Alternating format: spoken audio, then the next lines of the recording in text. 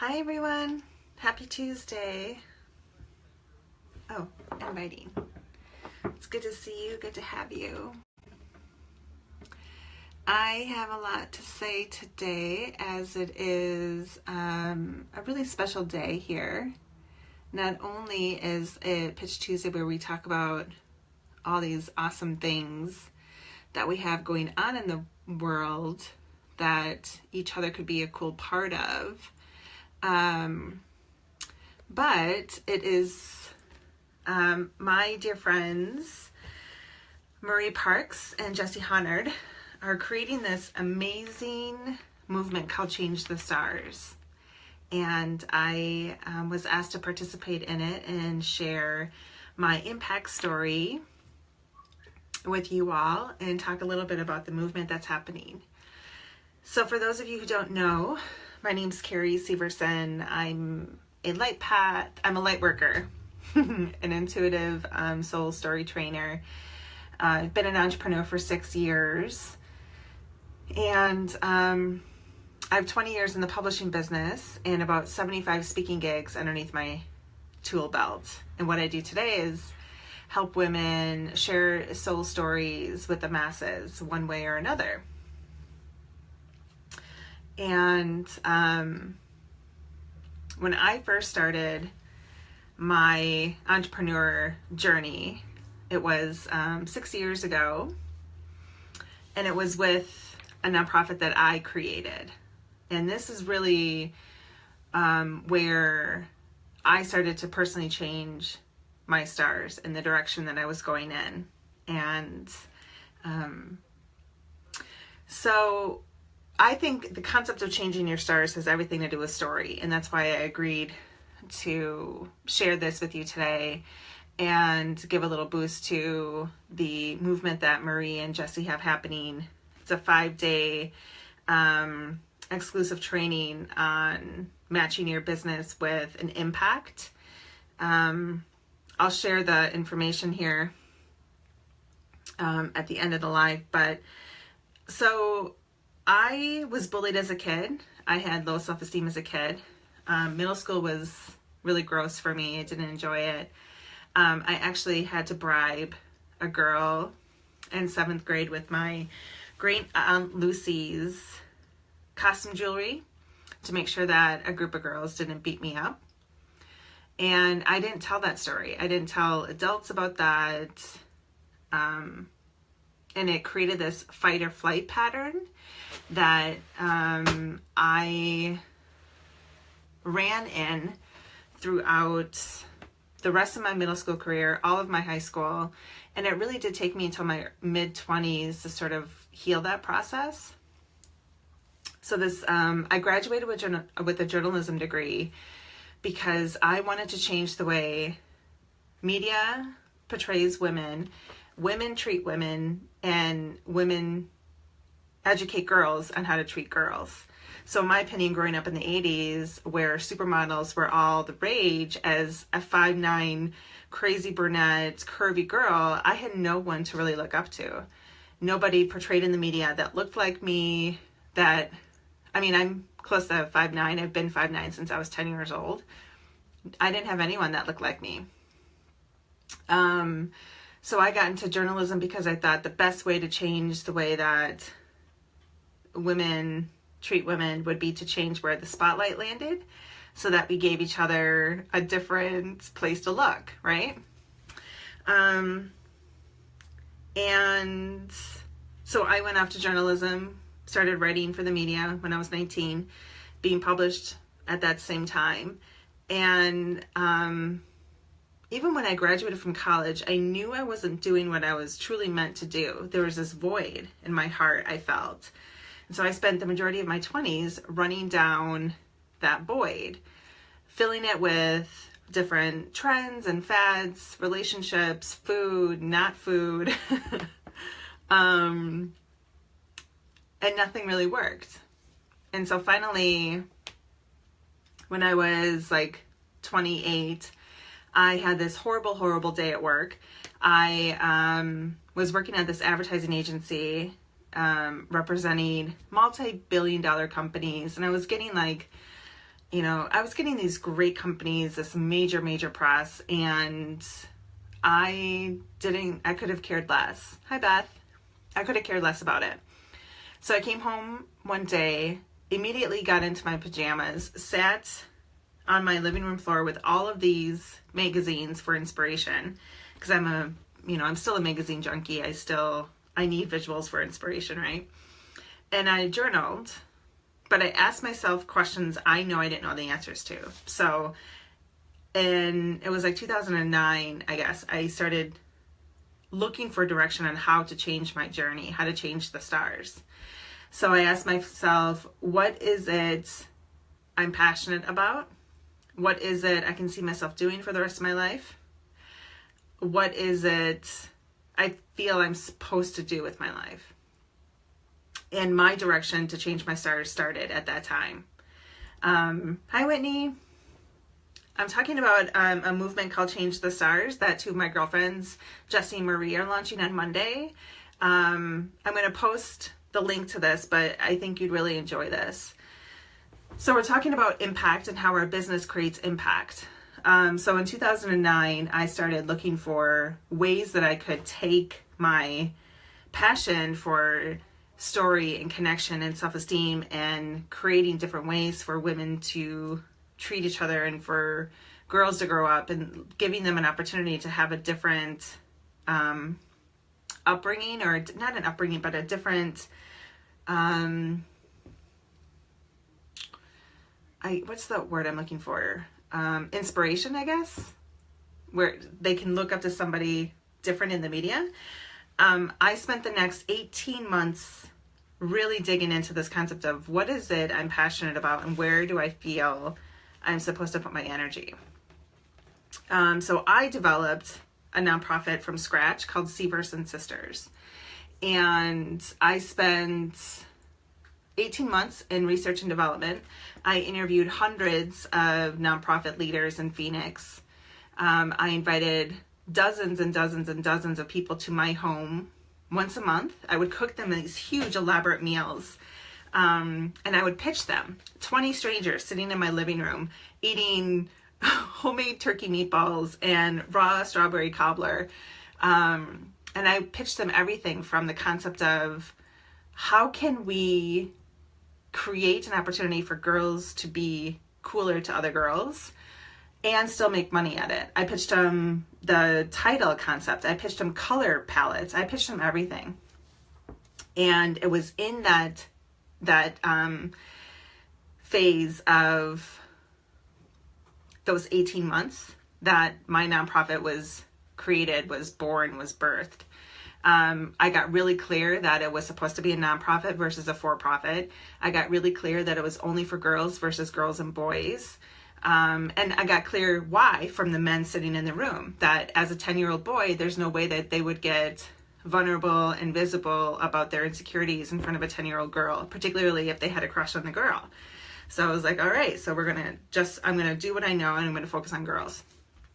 So, meanwhile, I'm an intuitive. I've been an intuitive all my life, but I was on this strong spiritual journey for like the last 10 years of my life. And I was praying like I've never prayed before, for God to show me how I'm supposed to do this. How am I supposed to launch this nonprofit from scratch and make a living? And I spent a good year praying I'd get laid off so that I would have an out. I'd have a severance package. I'd have an opportunity to launch this thing and just run with it. And finally, in January of 2011, it happened. And the very next day, my nonprofit was official. So I changed the stars. I really did. It was like entrepreneurship by fire. I had spent 18 months swimming, learning, absorbing, taking everything, and then within literally a matter of a day, started sprinting websites. And let me tell you, if you ever want to create a nonprofit, the legal, the logistics that you will go through will cause you to gain 15 pounds in a matter of 2 months. True story. Lots of indigestion, lots of sleepless nights, having no idea what the hell I was doing. But 3 months later, I'm sitting in a donated room, a donated office, with legal paperwork and a logo and a program in the works, and Facebook, MTV, and the White House got together and declared cyberbullying as a hot topic. And here I am behind the scenes launching this program in this company that is teaching girls how to relate better to other girls through bullying solutions, through creating stories, through listening techniques, through empathy solutions. I've created this advisory board of psychologists and teachers that are, statewide in Arizona. And we're literally days away from going on television and announcing this summer school pilot called Supergirl. And I'm sitting in this office watching this happen from the White House on Facebook Live. And my phone starts blowing up and my email starts going nuts. And I hadn't even announced what I was doing myself. But from all of that 18 months worth of research and development and people coming to my house, word got out. So a couple days later, I'm sitting on a sound set on ABC 15 in Phoenix and just did my very first television interview. Don't even have the microphone unclipped from my shirt or the battery pack out from my belt when I can hear my phone going off, mothers asking to enroll their daughters. And totally rookie move, I forgot to silent my phone. So thank God for green rooms. But talking to the executive producer of the station came out from behind his office to ask me to come back on the next day on a different ABC station. Within a matter of months, I had gone from 0 to 800. And even before we started our pilot, we had girls enrolled. I had moms. I was already on television. And that was the pace that I kept for the next several years. It was the craziest thing, and I get emotional about it.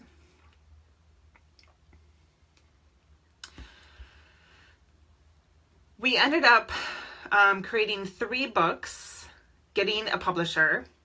I've been in Glamour magazine. I've been featured on USA Network. I've been written about hundreds and hundreds and hundreds of times, all because I took a painful story of my past and being bullied as a kid and created something healing and phenomenal for girls to experience today.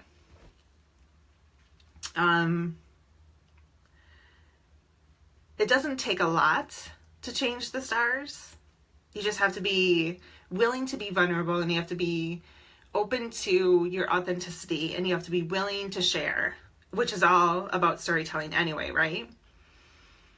So when Jessie Marie asked me to share my impact story and how I used it for the greater good, everything I do today started because I had the guts to say yes to stepping into something I had no idea how to manage. I mean, entrepreneurship is hard. When you involve a commodity like the nonprofit world, it's very daunting. And I did the very best I could with having never run a nonprofit before, never really running a business before. We did some phenomenal work for girls across the country. And when I decided it was time to change my stars again, several years ago, I allowed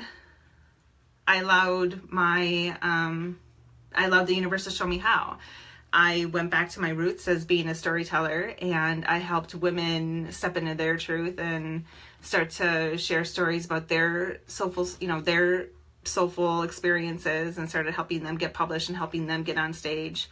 Having had so much experience in it myself, I knew what's powerful. I knew why it was powerful.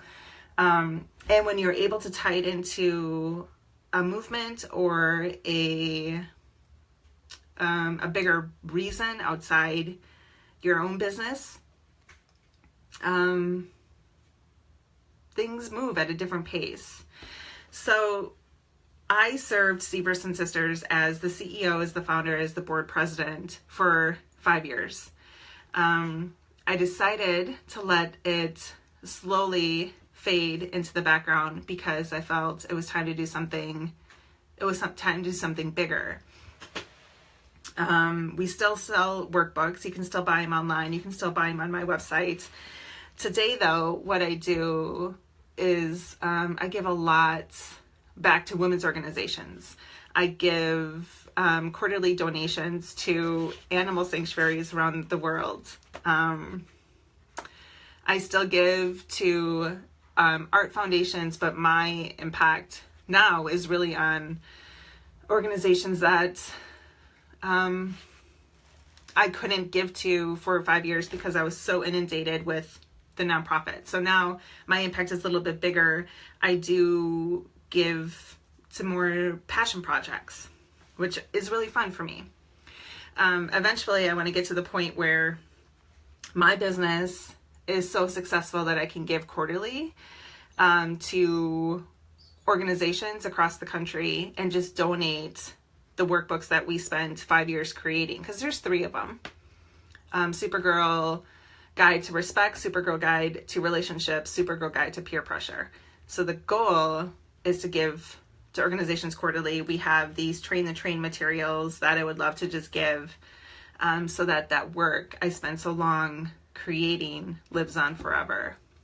And it all starts with the story. It all starts with the willingness to share it. Going back to what I do today, when I first launched that nonprofit, I had no idea I was going to be the center of media articles. I had no idea that was going to happen. I definitely was not prepared for that to happen. I just kept saying yes to things. I was not prepared to get up in front of hundreds of people and share stories about what it was like to, be afraid of going to school out of fear of getting beat up. I was not really prepared to share stories of girls that I was watching change in front of me. That was all things I had to learn along the way. But the nonprofit gave me opportunity after opportunity to consistently share how my original story was being of service to the girls growing up today. So this idea of changing the stars starts with us, and then along the way, it includes a bunch of other people. So if you're interested in learning more about this concept of Change the Stars that Marie and Jesse are hosting next week, I will, it's a great opportunity. They're asking for a $5 donation that is going to Lit Kids, a 501c3 teaching literacy to low-income kids around the world by helping them share their own stories. So it's totally aligned with what we do in here and what they do in their group.